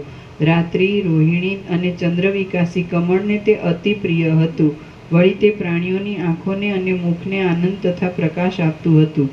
ત્યાર પછી જાણે આકાશરૂપી લતાનો પુષ્પ સમૂહ હોય એમ દેખાતા અને સ્વર્ગના સુખરૂપી મકરંદના પ્રવાહમાં આસક્ત થઈ રહેલા મચ્છરાના સમૂહની પેઠે દેખાવ આપતા કોમળ તારાઓના સમૂહરૂપ હું થઈ ગયો. પછી મેં રત્નપણાનો અનુભવ કર્યો. તે રત્ન બજારમાં વેપારીઓના હાથે ત્રાજવામાં તોડાવાથી ચોળાયું હતું અને તેની પહેલાં સમુદ્રમાં પણ જળના તરંગોરૂપી હાથથી ઉછાળાને પ્રાપ્ત થયું હતું. પછી હું સમુદ્રની અંદર જળ પીનાર વડવાનલ રૂપ બન્યો હતો અને મેં તેમાં મારા ભયથી ભાગતા ક્ષુદ્ર મત્સ્યોને ફરતા જોયા હતા. વળી સર્વત્ર જળનું શોષણ કરનારા સૂર્યકિરણ રૂપ બની જઈ મેં મારા પોતાના શરીરમાં જ પ્રકાશનો અનુભવ કર્યો હતો. મેઘ અને પર્વત આદિમાં વીજળી રૂપે અને દાવાનળ રૂપે પ્રવેશ કરી જઈ મેં તેમાં પણ પોતાના પ્રકાશનો અનુભવ કર્યો હતો. પછી અગ્નિભાવને પ્રાપ્ત થઈ કાષ્ઠને ચીરવામાં અસ્ખલિત જ્વાળાને ધારણ કરી રહેલ અને કાષ્ઠોનું ફાટવું થતાં દુર્નિવાર તથા મહાકઠિન શબ્દથી સર્વત્ર પ્રસરી રહેલ અગ્નિપણાનો મેં અનુભવ કર્યો. વળી યજ્ઞના અગ્નિરૂપ બની જઈ મેં નાના પ્રકારના હૂત દ્રવ્યને ગળી જઈને તેથી થતા કલ્યાણનો પણ અનુભવ કર્યો. જેમ પામર પુરુષો વિતંડાવાદ આદિથી વિવેકી પુરુષના પાંડિત્યનો પરાભવ કરી તેના ચિત્તમાં સંતાપ ઉત્પન્ન કરે છે, તેમ મેં પણ અગ્નિભાવને પ્રાપ્ત થઈ જઈ ખજાનામાં રહેલા મહાદેદીપ્યમાન સુવર્ણ, માણેક, મોતી, મણિ ઇત્યાદિના તેજનો તેઓની ભસ્મ કરી દેવાથી પરાભવ કરી તેમના ધણીના ચિત્તમાં મોટો સંતાપ પેદા કર્યો હતો. મેં મોતીના હાર રૂપે બની દૈત્યોની, નાગોની, ગંધર્વોની અને રાજાઓની સ્ત્રીઓના સ્તનરૂપી શિખરોમાં વિશ્રામ લીધો હતો. હું પતંગિયા રૂપ થઈ જઈ માર્ગમાં ફરતા મનુષ્યોના પગની નીચે કચરાયો હતો અને સ્ત્રીઓના મુખમાં તો મેં તિલકના જેવી શોભા પેદા કરી હતી. અહો, અવસ્થાથી થતા ફેરફારો તો જુઓ. કોઈક સમય હું આકાશમાં રહેલા મેઘોમાં વીજળી રૂપ બની ગયો હતો અને જેમ માછલી જળના તરંગોથી ગાજી રહેલા સમુદ્રમાં ફર્યા કરે તેમ હું સુંદરતાથી ફરતો હતો. કોઈક સમય અને કોઈક સ્થળે પુષ્પકળીના જેવા કોમળ અંગવાળા દીવારૂપ બની જઈ મેં રાજમંદિરોને વિશે સ્ત્રીઓનો સુરત પ્રસંગ જોયો હતો.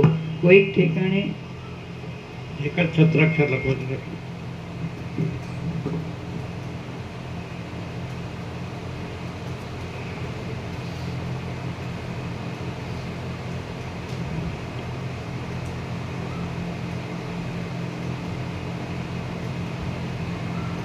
આખું દ્રશ્ય સ્ફુરણ.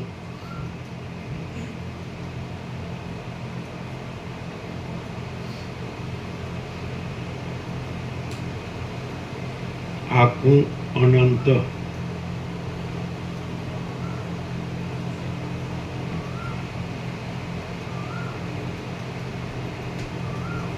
બ્રેકેટમાં શુદ્ધ ચિદાકાશ છે. આખું દ્રશ્ય સ્ફુરણ. આખું અનંત બ્રેકેટમાં શુદ્ધ ચિદાકાશ છે. બરાબર.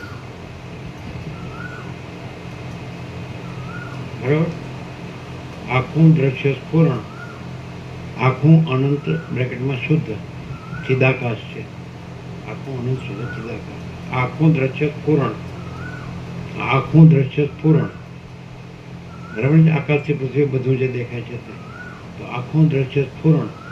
આખું અનંત શુદ્ધ ચિદાકાશ છે. બરાબર.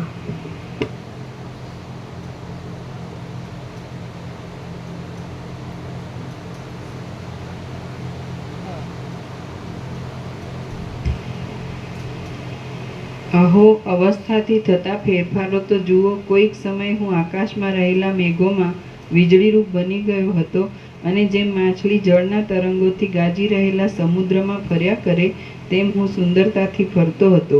કોઈક સમયે અને કોઈક સ્થળે પુષ્પકળીના જેવા કોમળ અંગવાળા દીવારૂપ બની જઈ મેં રાજમંદિરોને વિશે સ્ત્રીઓનો સુરત પ્રસંગ જોયો હતો.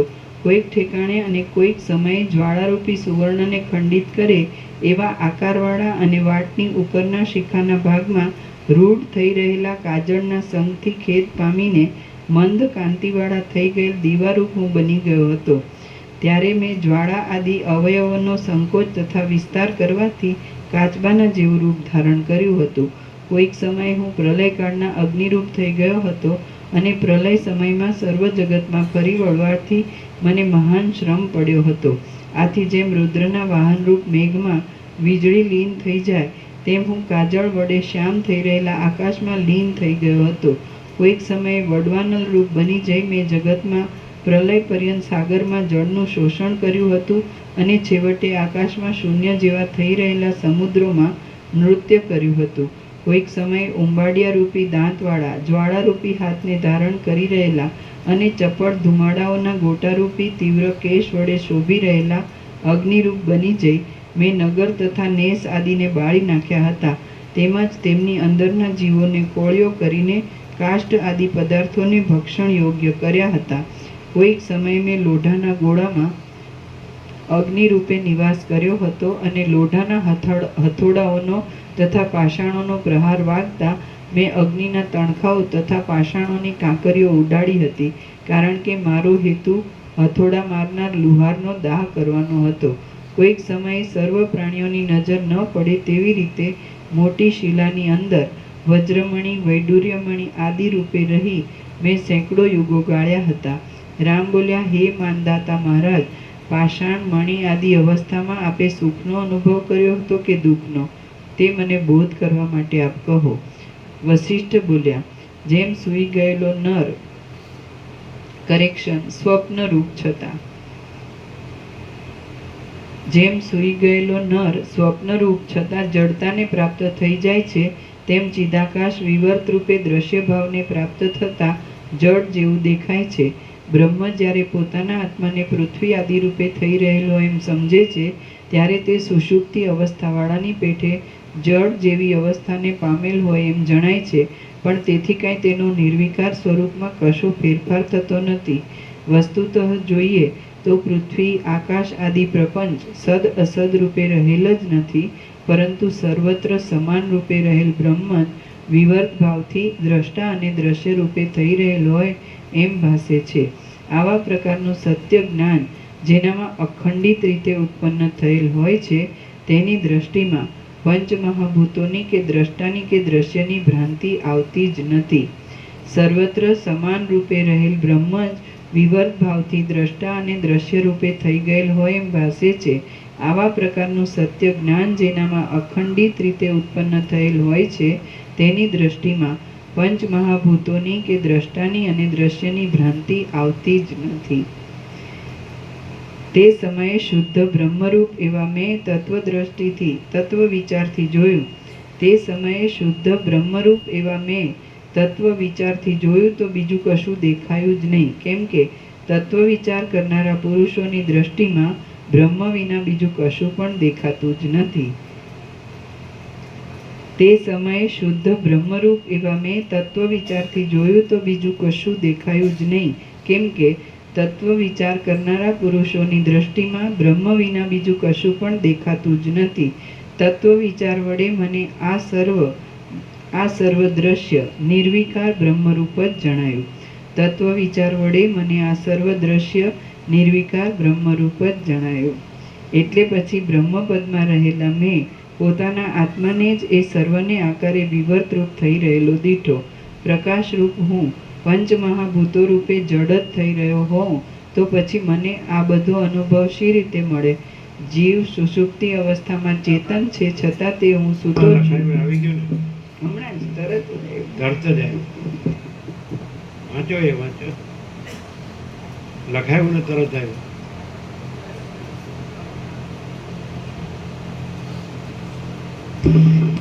આખું દ્રશ્ય સ્ફુરણ, આખું અનંત શુદ્ધ ચિદાકાશ છે. હમણાં જ આવ્યું.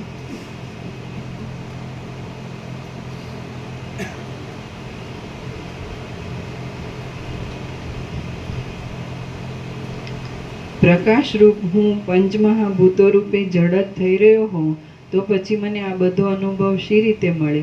જીવ સુષુપ્તિ અવસ્થામાં ચેતન છે, છતાં તે હું સૂતો છું એવા દ્રઢ ભાવને પ્રાપ્ત થાય છે.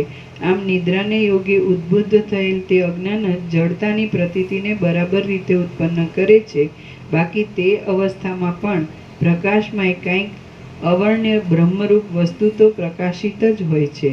જો તેમ ન હોય તો સુષુપ્તિમાંથી જાગ્યા પછી હું સુખથી સૂતો હતો, મને કશી ખબર ન હતી એવો અનુભવ થવો સંભવતો નથી. જેનો આત્મા જ્ઞાન વડે પ્રબોધને પ્રાપ્ત થઈ ગયો હોય તેવાઓનો આધિભૌતિક દેહ શાંત થઈ જાય છે અને તેમને નિર્મળ બોધરૂપ આતિવાહિક સૂક્ષ્મ દેહ ઉદય પામે છે. જીવન મુક્ત પુરુષ તે બોધરૂપ આતિવાહિક સૂક્ષ્મ દેહને અણુ પરિમાણનો કે મહાપરિમાણનો બનાવી દઈને પોતાની ઈચ્છા પ્રમાણે રહે છે. જીવન મુક્ત પુરુષ બોધરૂપ આતિવાહિક સૂક્ષ્મ દેહથી અભેદ્ય એવી શિલાઓની અંદર પણ પ્રવેશ કરે છે અને પાછો તત્કાળ તેમાંથી બહાર પણ નીકળે છે. વળી તે પાતાળ, આકાશ આદિ સ્થળોમાં પણ જઈ શકે છે. આથી હે રામચંદ્રજી, એ અનંત ચિદાકાશ રૂપ મેં મારા બોધરૂપ આતિવાહિક સૂક્ષ્મ દેહ વડે જ પ્રથમ તમને કહ્યા પ્રમાણે બધો અનુભવ કર્યો હતો. મારા જેવા આતિવાહિક સૂક્ષ્મ દેહથી ક્રિયા કરનાર જીવનમુક્ત પુરુષો વજ્ર, પાષાણ, પાતાળ, આકાશ અને સ્વર્ગ આદિ સ્થળોમાં જાવ આવ કરે તો પણ તેમને કશું વિઘ્ન આડે આવી શકતું નથી. જીવનમુક્ત પુરુષ પોતાના બોધમય આતિવાહિક સૂક્ષ્મ શરીર વડે જ્યાં સુધી જડ પદાર્થોમાં રહે છે ત્યાં સુધી તે પોતે પણ જડ જેવો જ થઈ રહે છે. જો તે પોતાની ઈચ્છાથી ત્યાંથી ચલાયમાન થઈ બીજે ઠેકાણે જાય છે તો તે ત્યાં પણ જેમ તે આવ્યો હોય તેમ સુખથી સ્થિતિ કરે છે. તત્વજ્ઞાનીઓ આતિવાહિક સૂક્ષ્મ દેહને અવિનાશી જ્ઞાનરૂપ કહે છે. તમે પોતે પણ તત્વજ્ઞ છો. તેથી જો તમારી ઈચ્છા થાય તો તમે તે આતિવાહિક સૂક્ષ્મ દેહનો અને ધારણા વડે જગતભાવનો પણ પોતાની મેળે જ અનુભવ કરી શકશો. તત્વજ્ઞ પુરુષો સૂર્ય આદિ સર્વ જગતને પોતાની ઈચ્છાથી અસ્ત પમાડી દઈ આત્મારૂપ જ સમજે છે અને હું તેમાં ચિદાકાશ રૂપે રહેલ છું એવું જાણે છે. તે પોતે આત્મા રૂપે સત્ય છે, છતાં જગત આખું બાધિત થઈ જવાથી જગતના આકારે નહીં જેવો આભાસ માત્ર જ દેખાય છે. જાગતા પુરુષની દ્રષ્ટિમાં આ જગત વિદ્યમાન છે, છતાં સૂતેલા પુરુષને અનુભવમાં આવતી સ્વપ્ન આદિ સંબંધી દ્રષ્ટિમાં તે જાણે શૂન્ય ભાવે રહેલ હોય છે, અથવા અજ્ઞાન રૂપે રહેલ હોય છે, અથવા ઢંકાઈ રહેલ હોય છે, અને બીજા સૂતેલા પુરુષોની દ્રષ્ટિમાં પણ તે શૂન્ય જેવું રહેલ હોય છે. તે જ રીતે આ જગત જોકે ઇતર પ્રાણીઓની દ્રષ્ટિમાં સત્ય લાગે છે, છતાં તત્વજ્ઞની દ્રષ્ટિમાં તે છે જ નહીં. જેમ કોઈ પુરુષ પોતાના મનોરાજ્ય વડે અંગારાની નદીને કલ્પી લે છે અને તેના તરંગો પોતાના અંગમાં લાગ્યા છતાં તે દુઃખના સંપર્ક વિનાનો રહે છે, તેમ હું પણ કંઈક ઈચ્છાનું સ્ફુરણ થવાથી પોતાની કલ્પના વડે પાષાણ મણિ આદિ રૂપે થઈ રહ્યો હતો, છતાં તે સર્વ મને મિથ્યા જણાયાથી મને કશું પણ દુઃખ થયું ન હતું. કાજળ રૂપી ભમરાઓના સમૂહને ધારણ કરી રહેલી અનેક પુષ્પો વડે સુશોભિત તેમજ ખાખરો અશોક આદિના આકારે દેખાતી મહાપ્રદીપ્ત જ્વાળા વડે આખું જગત પ્રદીપ્ત અગ્નિથી વીંટાઈ ગયેલું હતું. તેને મેં અગ્નિરૂપ થઈ જઈને વિકસિત થયેલા સ્થળ કમળના જેવું બનાવી દીધું હતું. હે પ્રિય રામચંદ્રજી, ચપળ એવી ખળ પુરુષની લક્ષ્મીની પેઠે હું મહાપ્રદીપ્ત જ્વાળાઓ રૂપે તરત ઉત્કર્ષ પામ્યો હતો અને પાછો તરત જ ગલિત થઈ ગયો હતો.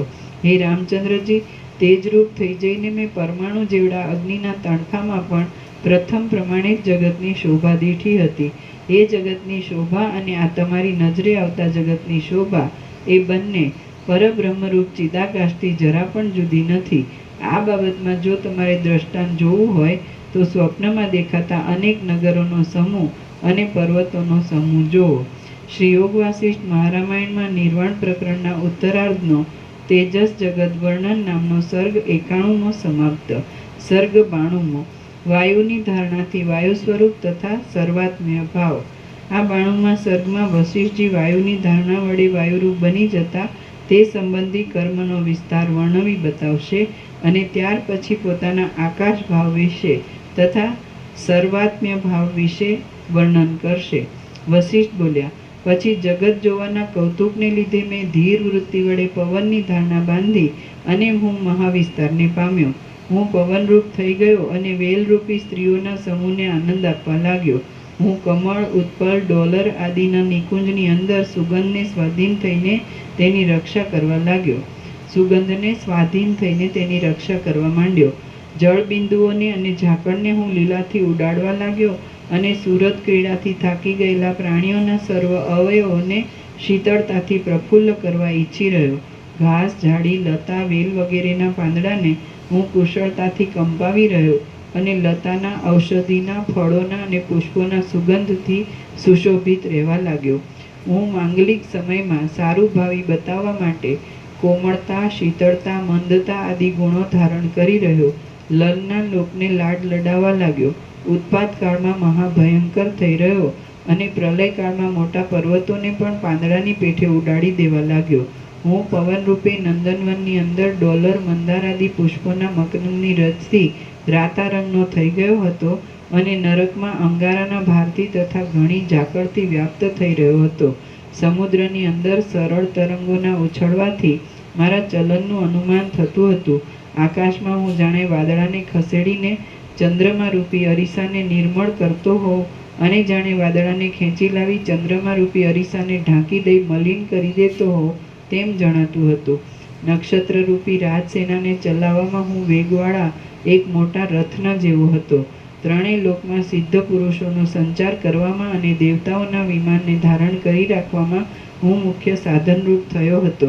મારી ગતિ બહુ ઉતાવળી હતી, તેથી હું જાણે ચિત્તનો સહોદર ભાઈ હોઉં એમ જણાતું હતું.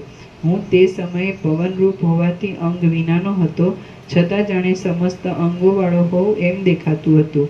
હું મારી ચલન શક્તિ વડે ચંદન વૃક્ષને આનંદ ઉપજાવતો હતો. ઝાકળના બિંદુઓની વૃષ્ટિને લીધે હું જાણે ઘડપણના ધોળા રૂવાણાથી વૃદ્ધ થઈ ગયો હોઉં તેવો દેખાતો હતો. પુષ્પાદિની સુગંધને લીધે હું જાણે જુવાન અવસ્થાના ઉન્માદવાળો બન્યો હોઉં તેવો થઈ રહ્યો હતો. મૌન અને કોમળતાથી હું જાણે શિશુભાવને ધારણ કરી રાખતો હોઉં તેમ જણાતું હતું. નંદનવનમાં હું ઉદાર અને મધુર રૂપે રહ્યો હતો અને મારી ગતિ પણ મધુર અને ઉદાર હતી. કુબેરના સુંદર ચૈત્રરથ વનમાં હું મંદ રીતે ચારે બાજુ ફેલાતો હતો અને સ્ત્રીઓના સુરત શ્રમને નિવૃત્ત કરી દેતો હતો. ઘણા કાળ સુધી ગંગાના અવયવરૂપ થઈ રહેલા તરંગોરૂપી હિંડોળામાં હિંચકવાથી હું જાણે મોટા શ્રમને પ્રાપ્ત થયો હોઉં એમ જણાતું હતું. બીજાઓના શ્રમને દૂર કરવાની ઉત્કંઠાથી હું મારા પોતાના શ્રમનો વિચાર કરતો નહોતો અને પારકાના મોટા શ્રમને દૂર કરતો હતો. બીજાઓના શ્રમને દૂર કરવાની ઉત્કંઠાથી હું મારા પોતાના શ્રમનો વિચાર કરતો નહોતો અને પારકાના મોટા શ્રમને દૂર કરતો હતો. પુષ્પોના ભારથી નમી ગયેલી ચપળ પત્રરૂપી હાથવાળી ભમરાઓરૂપી નેત્રને ધારણ કરી રહેલી અને જાણે વસંતની સ્ત્રીઓ જેવી દેખાતી લતાઓને હું ઘણા લાંબા કાળ સુધી કંપાવતો હતો.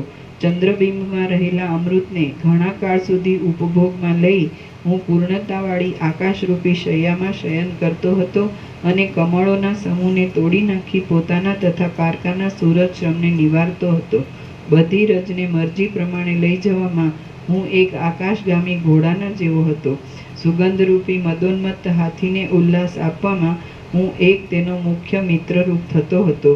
વીજળીરૂપી રણશિંગાને વગાડી હું તેના ગંભીર શબ્દ વડે વરસાદરૂપી પશુઓની રક્ષા કરતો હતો. જળબિંદુઓ રૂપી મોતીઓનો તો હું એક તાંતણાની પેઠે આધાર હતો. રજને શમાવી દેનારા જળને હું શોષી લેતો હતો. હું આકાશરૂપી પુષ્પના સુગંધ જેવો દેખાતો હતો. આથી આકાશના ગુણરૂપ શબ્દનો હું જાણે સહોદર ભાઈ હોઉં તેમ દેખાતું હતું. હું પ્રાણીઓના અંગો તથા ઉપાંગોમાં પ્રવેશ કરતો હતો અને નાડીરૂપી પરનાળામાં પાણીના પ્રવાહની પેઠે વહ્યા કરતો હતો. સર્વ પ્રાણીઓના પ્રાણરૂપ હોવાથી તેમના મર્મસ્થાનમાં કામ કરનારા સર્વ પિત્ત કફ આદિનો હું એક આત્મારૂપ જેવો જ હતો. નિરંતર હું વટેમાર્ગોની પેઠે અહર્નિશ ભમવાનું જ કામ કર્યા કરતો હતો. હૃદયરૂપી ગુફામાં હું કેસરી સિંહની પેઠે ઘર કરી રહ્યો હતો. અગ્નિની અંદર રહેલા બળને હું બરાબર રીતે જાણતો હતો. સુગંધરૂપી રત્નને હું લૂંટારાની પેઠે લૂંટી લેતો હતો. હું વિમાનરૂપી નગરના આધારરૂપ હતો. પાપરૂપી અંધકારને નિવૃત્ત કરવામાં હું ચંદ્રમા જેવો હતો અને શીતળતારૂપી ચંદ્રમાનો તો હું ક્ષીરસાગરની પેઠે જન્મભૂમિરૂપ હતો. પ્રાણ અને અપાનની કળારૂપી રજ્જુ વડે હું પ્રાણીઓના શરીરોરૂપી યંત્રોને ચલાવતો હતો. સમુદ્રના તરંગોને ઉછાળવાથી હું દ્વીપો સાથે શત્રુતા કરતો હતો. રજ વડે દ્વીપોમાં ભરતી કરવાથી તેની વૃદ્ધિ કરવાને લીધે હું તેના તરફ મિત્રતા પણ બતાવતો હતો અને તેને ધ્રુજાવતો પણ હતો. મનોરાજ્ય વડે નજર આગળ ખડા થઈ ગયેલા નગરની પેઠે હું પાસે હતો, છતાં મારું સ્વરૂપ કોઈના જોવામાં આવતું ન હતું. વીંઝણારૂપી તલમાં હું તેલ જેવો હતો અને ચપળતારૂપી હાથીને બાંધવાના ખીલારૂપ હતો. હું પ્રલયકાળમાં એક ક્ષણ માત્રમાં જ બધા પર્વતોને ઉખેડી નાખતો હતો. જેમ ગંગાનો પ્રવાહ બધા તરંગોને એક કરી દે છે, તેમ હું નાના પ્રકારના રંગોમાં ધૂળનું મિશ્રણ કરી તે સર્વની એકતા કરી દેતો હતો. હું ધુમાડાના વાદળાના મોટા ગોટાઓને વહેતો હતો અને પાણીમાં મોટી ચકરીઓ પેદા કરતો હતો. ગંગાના પ્રવાહરૂપી મકરંદના જળ સમૂહને ધારણ કરી રહેલા આકાશરૂપી નીલકમલમાં હું ભમરારૂપ થઈ રહ્યો હતો. મારો વંટોળિયા વાયુનો ઝપાટો લાગતા ઉખડી ગયેલા જૂના ઘાસોને હું ધીમે ધીમે ઘસડી જતો હતો. ક્રિયાશક્તિરૂપી કમલવનને હું સૂર્યની પેઠે વિકાસ આપતો હતો. શબ્દરૂપી વૃષ્ટિને વરસવામાં હું એક વરસાદના જેવો હતો. આકાશરૂપી જંગલમાં હું હાથીની પેઠે વિચરતો હતો. શરીરરૂપી ઘરમાં હું યંત્રની પેઠે નિરંતર શબ્દ કર્યા કરતો હતો. ધૂળરૂપી સ્ત્રીઓના સમૂહને અને વનપંક્તિરૂપ નાયિકાને આલિંગન કરવામાં હું એક નાયકના જેવો હતો. ઘી વગેરેને જમાવી દેવું, પાણી વગેરેને શોષી જવું, મેઘ વગેરેને ધારણ કરી રાખવું, ઘાસ આદિને કંપાવવું, ગંધને લઈ જવો અને તાપને દૂર કરવો, એ 6 કર્મ કરવાને લીધે મને ઠેઠ પ્રલય સુધી એક ક્ષણ માત્ર પણ વિશ્રામ મળતો ન હતો. હું નિરંતર રસને શોષી લેવામાં વ્યગ્રતાવાળો હતો અને જાણે તેજનો એક ભાઈ હોઉં તેમ તેને ઉત્તેજન આપતો હતો. હું જ લેવડ દેવડ કરનાર હાથ પગ આદિ અવયવોને ચલાવતો હતો. શરીરરૂપી નગરની અંદર હું નાડીઓને માર્ગે અખંડ રીતે ગતિ કરતો હતો. અન્ન રસમય દેહરૂપી પાત્રમાં હું પ્રાણ અપાન આદિના આકારે ફરતો રહેતો હતો. હું આયુષ્યરૂપી પ્રાણનું રક્ષણ કરવામાં અને તેનો વ્યય કરવામાં એક મોટા વ્યાપારી જેવો હતો. શરીરરૂપી નગરીનો નાશ કરવામાં અને તેનું નિર્માણ કરવામાં જ હું બહુ પરાયણ થઈ રહ્યો હતો. અન્ન રસના મેલનું, તેના સાર ભાગનું તેમજ ત્વચા, રક્ત, માંસ આદિનું તથા વાત પિત્ત આદિ ધાતુઓનું પૃથક્કરણ કરવામાં હું બહુ નિપુણ હતો. મેં એ વાયુ ભાગની અંદર એક પરમાણુ જેવડા સૂક્ષ્મ ભાગમાં પણ સર્વ જગતને જોયું હતું અને એ જગતમાં પણ પૃથ્વી આદિના રૂપે પ્રસિદ્ધ રીતે હું પોતે જ સ્થિરપણે ફેલાઈ રહ્યો હતો. આરોપિત દ્રષ્ટિથી જોઈએ તો એક પરમાણુ જેવડા ભાગમાં પણ જાણે અનંત સૃષ્ટિઓ ચાલી રહી હોય એમ જણાતું હતું અને પરમાર્થ દ્રષ્ટિથી જોઈએ તો કશી પણ સૃષ્ટિ તેમાં રહી ન હતી, કેમ કે શૂન્યના જેવા પરમ તત્વમાં બીજા કોની સ્થિતિ સંભવે? ચંદ્ર, સૂર્ય, પવન, અગ્નિ, ઇન્દ્ર, લક્ષ્મીજી, કુબેરજી, શિવજી, બ્રહ્મા, હરિ, ગંધર્વ, વિદ્યાધર, મોટા નાગો, સાગરો, પર્વતો, દ્વીપો, દિશાઓના અંતો, મહાસાગરો, બીજા લોકાંતરો, લોકપાલો, ક્રિયાઓ, કાળની કલ્પના અને તેના ક્રમો, સ્વર્ગ, પૃથ્વી, પાતાળ, પ્રાણીઓ વડે ભરેલા બીજા લોકોના અંદરના ભાગો, ભાવ, અભાવ, વિયોગ, જરા, મરણ અને ભ્રાંતિ ઇત્યાદિ સાથે સર્વ સૃષ્ટિઓ પરમાણુ જેવડા ભાગમાં પણ જાણે રહી હોય એમ જણાતું હતું. પણ વસ્તુતઃ જોતા તેમાંનું કશું ન હતું. આમ હે રામચંદ્રજી, મેં પંચમહાભૂત રૂપ બની જઈ ત્રૈલોક્યરૂપી કમળની અંદર તે સમયે વિહાર કર્યો હતો. પૃથ્વી, જળ, તેજ, વાયુ તથા આકાશ સંબંધી બંધાયેલા અને સ્થાવર પ્રાણીઓમાં ગણાયેલા એવા વૃક્ષોનો રસ મેં તેમના મૂળિયામાંથી પ્રવેશ કરી પીધો હતો અને તેનો અનુભવ લીધો હતો. જાણે અમૃતથી જ ઘટ્ટ અવયવવાળા રચાયા હોય એવા દેખાતા અને ચંદનના રસની પેઠે શીતળતા આદિ ગુણોથી સુશોભિત એવા ચંદ્રબિંબોમાં મેં ઝાકળની શીતળતાવાળી શૈયાની પેઠે શયન કર્યું હતું. દિશાઓને વિશે બધી ઋતુઓમાં વિકસિત રહેનારા વનોના સમૂહમાં હું નાના પ્રકારના સુગંધો વડે રમણીય એવા પુષ્પોના સમૂહોનો ઉપભોગ કરતો હતો અને ઉચ્છિષ્ટ કરેલું મકરંદ ભમરાઓને ઉપભોગ માટે આપતો હતો. નીચે ટાંચ છે. ઉપર પ્રમાણે ધારણાથી આકાશરૂપ થતાં તેમાં પણ તેવા જ અનુભવ વિશે સમજી લેવું. આકાશરૂપી આંગણામાં ફેલાઈ રહેલી ઉન્નત અને સારી રીતે પથરાયેલી ધોળા વાદળાની માળાઓ રૂપી શૈયાઓ ઉપર મેં જાણે માખણની કોમળ સ્થલીમાં શયન કરતો હોઉં તેમ શયન કર્યું હતું. દેવતાઓની અને સિદ્ધ લોકોની સ્ત્રીઓના પુષ્પની પાંખડીની પેઠે કોમળતાવાળા અને શ્યામ લક્ષ્મી વડે સુશોભિત એવા અંગોમાં મેં કામવાસના વિના જ શયન કર્યું હતું. મેં કમલિનીના વન વિશે અને કુમુદ, કલ્હાર તથા કમલ આદિ પુષ્પોને વિશે કલહંસની સ્ત્રીઓ સાથે ક્રીડા કરતા કોમળ એવા કોલાહલનો અવાજ ઉત્પન્ન કર્યો હતો. બ્રહ્માંડ રૂપ થઈ જતાં મેં ગતિ કરનારી નદીઓને ટકાવી રાખવામાં મૂળ રૂપ એવા ભૂમંડળ સાથે પ્રાણીઓવાળા જગતોના સમૂહને અવયવો વડે ધારણ કર્યા હતા અને પર્વતોને રૂંવાડાની પેઠે જ ધારણ કર્યા હતા. જગતમાં પ્રસિદ્ધ અને આકાશને અડકતા એવા પર્વતો નદીઓ રૂપી લાંબા સૂત્રવાળા સમુદ્રો સાથે પ્રતિબિંબવાળા અરીસાની પેઠે મારા અવયવમાં વિશ્રાંત થઈ રહ્યા હતા. જેમ માખી તથા લીખ વગેરે જ્ઞાનપૂર્વક પ્રાણીઓના દેહમાં વિશ્રાંતિ લે છે, તેમ મારા દેહની અંદર સિદ્ધ, વિદ્યાધર આદિ પ્રાણીઓની સૃષ્ટિએ વિશ્રાંતિ કરી હતી. પોતાના શરીરમાં કાળા, રાતા, ધોળા, પીળા અને લીલા વર્ણને ધારણ કરી રહેલા તેમજ સ્નિગ્ધ વૃક્ષોની પેઠે સ્થિરતાથી જમીનના રસનું આકર્ષણ કરનારા સૂર્ય વગેરે મારી કૃપાથી જ આનંદ વડે વિશ્રામ લેતા હતા. સમુદ્રરૂપી મુદ્રાવાળી અને 7 દ્વીપોને લીધે 7 રૂપે વિભક્ત દેખાતી પૃથ્વીને પોંચામાં ધારણ કરી રાખેલા કંકણની પેઠે મેં ધારણ કરી રાખી હતી. વિદ્યાધરોની સ્ત્રીઓની અંગરૂપી યષ્ટિકાનો અદ્રષ્ટપણે નહીં દેખાય તેમ સ્પર્શ કરી મેં તેના રોમેરોમ ખડા કર્યા હતા.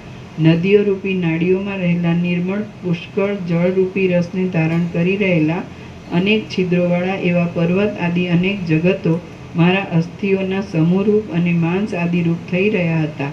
જેમ ઉમરાના ફળમાં અસંખ્ય મછરા રહ્યા હોય છે, તેમ મારા હૃદયાકાશની અંદર ચંદ્ર સૂર્યરૂપી ચપળ ચામરવાળા અસંખ્ય ઐરાવત હાથીઓ રહ્યા હતા. એ પ્રમાણે હે રામચંદ્રજી, હું સર્વ પાતાળોરૂપી ચરણને ધારણ કરી રહ્યો હતો, ત્યારે ભૂતળ મારા ઉદરરૂપ હતું અને આકાશને મેં મસ્તક રૂપે ધારણ કર્યું હતું. છતાં પણ મેં મારું વાસ્તવિક પરમ સૂક્ષ્મ ચિન્માત્ર સ્વરૂપ છોડ્યું ન હતું. હું સર્વ દિશાઓમાં, સર્વ ઠેકાણે અને સર્વ સમયે બધું કરતો હતો અને સર્વરૂપ થઈ રહ્યો હતો, તો પણ વસ્તુતઃ જોતા હું સર્વ દ્વૈત ભ્રમથી રહિત કેવળ ચિન્માત્ર રૂપ જ રહ્યો હતો. હે રામચંદ્રજી, હું સર્વ પાતાળોરૂપી ચરણને ધારણ કરી રહ્યો હતો, ત્યારે ભૂતળ મારા ઉદરરૂપ હતું અને આકાશને મેં મસ્તક રૂપે ધારણ કર્યું હતું. છતાં પણ મેં મારું વાસ્તવિક પરમ સૂક્ષ્મ ચિન્માત્ર સ્વરૂપ છોડ્યું ન હતું. હું સર્વ દિશાઓમાં, સર્વ ઠેકાણે અને સર્વ સમયે બધું કરતો હતો અને સર્વરૂપ થઈ રહ્યો હતો, તો પણ વસ્તુતઃ જોતા હું સર્વ દ્વૈત ભ્રમથી રહિત કેવળ ચિન્માત્ર રૂપ જ રહ્યો હતો. તે સમયે હું કંઈક દ્રશ્ય પદાર્થ આદિરૂપે થઈ રહ્યો જણાતો હતો, છતાં મારામાં કંઈક અનિર્વચનીયપણું રહ્યું હતું. વળી ત્યારે સાકારપણું અને નિરાકારપણું તથા જડતા અને ચેતનપણું એ બંને ભાવનો સારી પેઠે અનુભવ કર્યો હતો. મૈનાક પર્વતની પેઠે પોતાની અંદર રહેલા પર્વત, શિલા આદિ વડે સુંદર તથા અતિ વિસ્તારવાળા સમુદ્રના પ્રત્યેક પ્રદેશમાં હજારો સૃષ્ટિઓ સ્થિરતાથી રહી હતી અને તે મારા અનુભવમાં આવી હતી. અરીસો જેમ પ્રતિબિંબિત થઈ રહેલા નગરોને ધારણ કરે છે, તેમ શુદ્ધ ચૈતન્ય રૂપ એવા મેં મારા અંગમાં ગૂઢપણે અને પ્રકટપણે અસંખ્ય જગતોને ધારણ કર્યા હતા. હું ચિદ્રૂપ છું અને જેમ સ્વપ્નમાં ચિદાત્મા અનેક આકારે થઈ જાય છે, તેમ મેં પૃથ્વી, જળ, તેજ, વાયુ અને આકાશપણું ધારણ કર્યું હતું. એ સઘળો માયાનો જ એક ઠાઠ હતો. એ પૃથ્વી આદિ અવસ્થામાં મેં આકાશની અંદર પ્રત્યેક પરમાણુના કણમાં પણ અસંખ્ય જગતો જોયા હતા. એવી રીતે પ્રત્યેક પરમાણુની અંદર મહાવિસ્તારવાળું ચિદાકાશ પથરાઈ રહ્યું હતું. અને જેમ સ્વપ્નમાં બીજા સ્વપ્નો તથા નગરો રહ્યા હોય છે, તેમ તેની અંદર અનેક સૃષ્ટિઓનો સમૂહ રહ્યો હતો. હું આત્મારૂપ છું અને હું જ અધ્યાસને લીધે દ્વીપોરૂપી કુંડળને ધારણ કરી રહેલા ભૂમંડળ રૂપ થઈ રહ્યો હતો. એવી રીતે હું જોકે સંપૂર્ણ જગતરૂપ થઈ રહ્યો હતો, છતાં એ સઘળું માયા માત્ર હોવાથી કોઈ ઠેકાણે હું વ્યાપ્ત થઈ રહ્યો ન હતો. હું ભૂમંડળ રૂપ થઈ ગયો અને પુરુષ આદિ દેહધારીઓને માટે લતા, વૃક્ષ, તૃણ, અંકુર આદિને ઉત્પન્ન કરવા લાગ્યો અને વૃષ્ટિના જળ આદિ રસોને ખેંચવા માંડ્યો. હું અત્યંત શુદ્ધરૂપ છું અને હું યુદ્ધની પેઠે સર્વ દ્વૈતનો સંહાર કરનારી જ્ઞાનની પરિપક્વ અવસ્થાને પામ્યો છું. મારી અંદર એ આરોપિત દ્રષ્ટિએ લાખો જગતો રહેલા છે અને તાત્વિક દ્રષ્ટિએ કશું પણ રહ્યું નથી. અધિષ્ઠાન ચૈતન્યની અંદર જે કાંઈ ચમત્કાર રહેલ છે અને બહાર આવીને તે જગતમાં પોતાના જે સ્વરૂપને પ્રકટ કરે છે, તે જ આ આપણી નજરે આવતી સૃષ્ટિ છે. કોઈ પણ દેશકાળમાં જે કાંઈ અનુભવમાં આવે છે, જે કાંઈ કરવામાં આવે છે અને જે કાંઈ દુઃખ આદિનો આભાસ દેખાય છે, તે સર્વ પરમાર્થ પરબ્રહ્મના ચમત્કાર વિના બીજી કોઈ રીતે દેખાતું નથી. વિશ્વરૂપે રહેલા સર્વના કર્તા, નિર્વિકાર, શુદ્ધ, બોધ સ્વરૂપ અને સદા સ્વરૂપમાન રહેનારા પરમાત્મા પ્રત્યેક વસ્તુમાં રહ્યા છે અને તેની અંદર આ જગતનો અધ્યાસ થયો છે.